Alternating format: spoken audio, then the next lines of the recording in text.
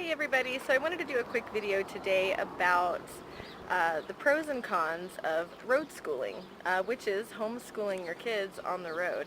And this is really just my opinions on some of the things that we ran into while traveling this last year, and what it's like, homeschooling kids on the road. There are a few families that are getting out there and hitting the road and doing the things that we've been doing, and it's awesome, it's great. It can be kind of like a fairy tale looking, but there are a lot of challenges that come with it, and just these are some tips I have based on that.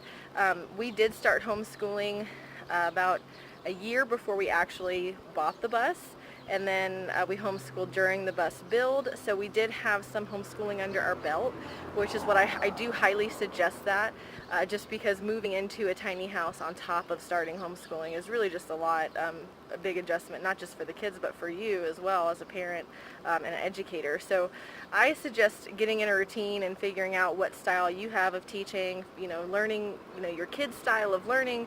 There's a lot that needs to go on before you jump into that tiny house, because it's just its own beast. So I would highly suggest doing that first. So here's some things that I wrote down to kind of just help me guide on this video. So one of the negatives are loneliness. A lot of kids that are used to having friends come over and them go to their houses, it's a little bit of an adjustment, kind of getting uprooted and moved on to some different places. So loneliness is something that happens. You're not a regular at a place, which is another negative. You're not constantly going to that park day consistently to make those longer term relationships. So that can get a little hard. And then the routine is always changing. So, they don't consistently have something that they do every single day. The routine is changing as you're moving. So that's another negative. And that was really all I could come up with. And I might be a little biased. But let me talk about some of the pros that I have written down as well. So number one, there's always a new classroom. My kids are usually outside doing schoolwork, and they have gone from mountains to forests to the deserts of Arizona. Anytime they're outside or anytime we're doing school in a different place, it's always really cool. It's different wildlife, different trees, different temperatures. They're learning so much without even knowing they're learning. There's bugs, different flowers. It's amazing. You can make learning an adventure any day, and it's pretty awesome. So I do think that's a really big pro, because there are payoffs. There are some sacrifices you do make as a homeschool family, but as well as a traveling family too. Secondly, although it was a negative, the routine always changing, it's also, I feel, a positive, because I feel that helps them become more adaptive.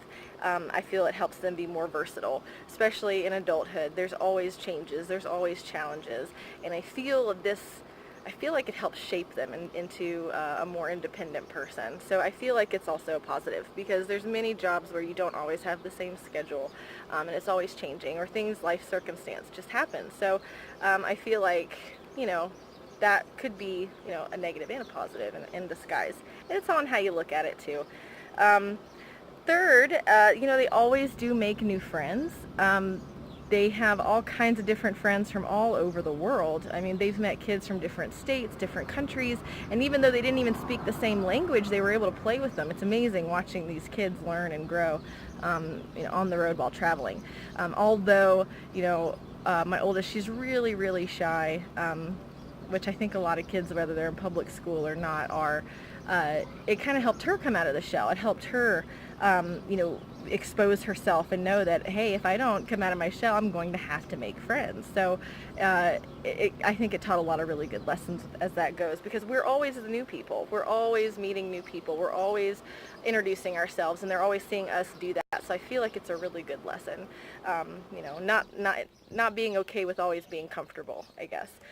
So another one is they've had some opportunities to run kids clubs at campgrounds, so they're able to practice their leadership skills, their organizational skills, where they would get kids together and they would meet up at this park at the campground, and different RV parks that we stayed at. So there's really cool opportunities in that sense as well that we found. And then I guess some of the ways I would think, after going over the negatives and positives, some ways that you could combat some of these things too, as things that I've already talked about, but We will stay in one spot for about a month, up to 3 months. It's usually closer to 3 months, and that will help combat some of those negatives, like not being a regular. So I jump on Facebook and Meetup, and what's the other one? The city sites, city websites. I look for homeschool groups. I do Google searches of the county that we're in, the city that we're in, and then put homeschool group behind it. And usually you'll find 1 or 2 homeschool groups in the area, or at least around the area, that you can get your kids involved in. And being somewhere for a little bit longer of a time will help with that. And let's see. Oh yeah, so like even the city websites, you can look up classes for them. Like I found some different theater groups before. I found art classes. I found karate classes. I found all kinds of different things for them to do. So the city pages are really great. Parks and recreation, because anywhere there's a park, there's kids. So I always check out the parks in the area, and we'll go do that. We love free stuff. We're willing to pay for classes and things like that too, but I do enjoy taking advantage of anything that doesn't cost money, where they can actually just hang out and play with kids their age. Like that's really what it's all about. So we'll do some searches as far as that goes. We'll get all that squared away.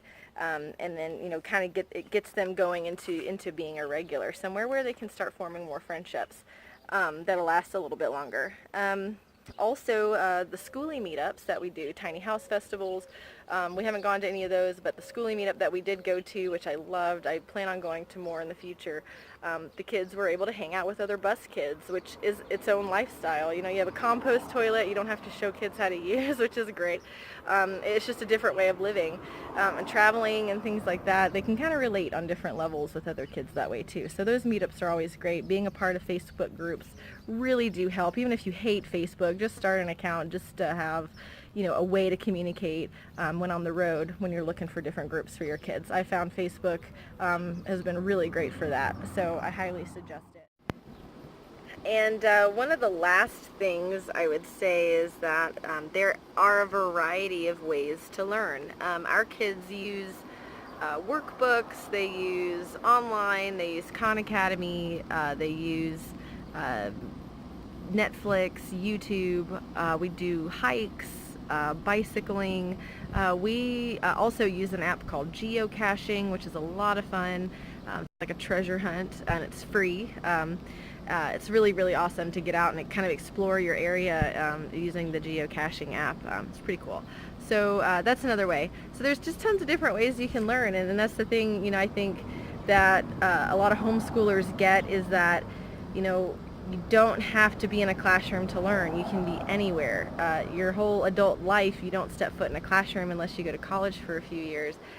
So it's mind-opening. You can really do a variety of things.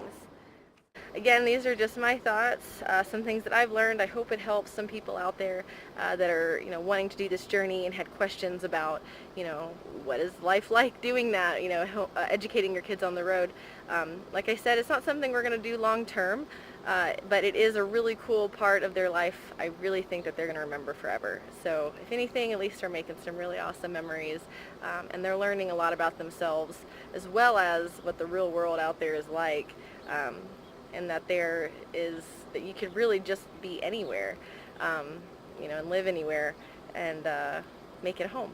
So anyway, that's it for me, and I hope you guys have an awesome day. Have a great journey, guys. Later.